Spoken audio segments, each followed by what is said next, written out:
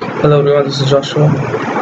Registration number UR146123. So in this video, I will be as part of my assignment, I will be explaining uh, about the efficient evaluation of XML queries.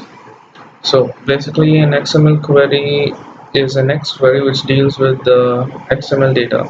So XML data is used in the functionalities of structured and unstructured data. So it's very important that these kind of queries are perceived efficiently and in the manner they're supposed to be perceived. So these are some of the following issues that need to be addressed. First one is storage. So many methods would involve storing the XML data to a relational database. However, various functionalities such as query processing and stuff would not be feasible in a relational database. So they have to be taken outside the database.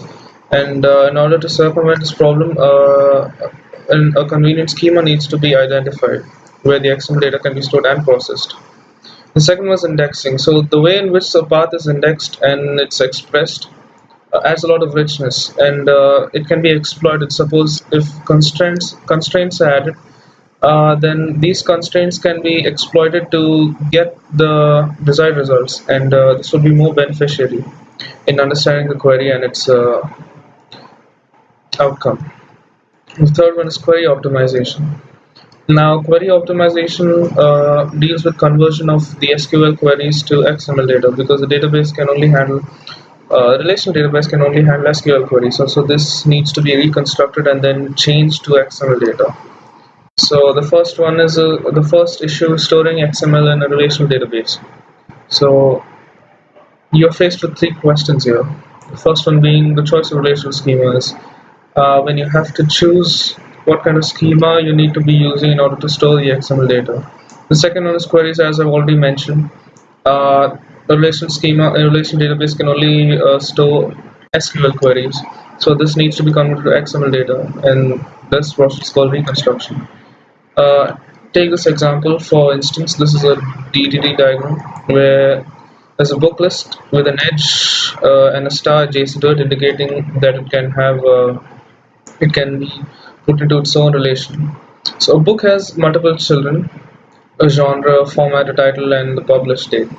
Now, if you'll notice, each book can have a maximum of one genre, one format, and one title. Cannot have more than that. So these can be put as one database, one relation. I'm sorry, and author too can be included in the book database relation. I'm sorry.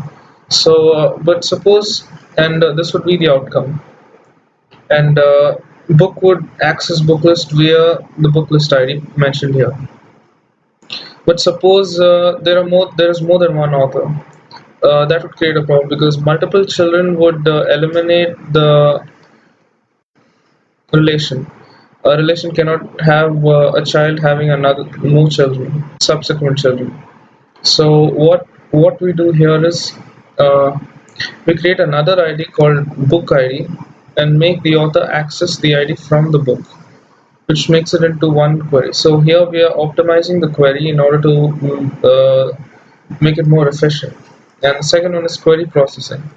So in this code, we are getting the books published in 1980 from the XML data on the website mentioned here, and the query is expected to return the author's first name and the last name of the books. Now, if that is translated to an SQL query, it would look something like this. Now, the results thus returned would be tagged outside the relational system and then according to the return clause. And this is, of course, the reconstruction phase where it's converted to XML data. Now, this would be a more efficient way of processing the query. The book and the book list ID are added. The book and the book list are added IDs for better communication between them and for better results. So constraints such as the date of publication and the author name and book list ID would make it more efficient, and the result would be more desirable. And this would eliminate the constant need of this would eliminate errors that may occur and would always produce results that are expected by the user. So that's it for this presentation. Thank you.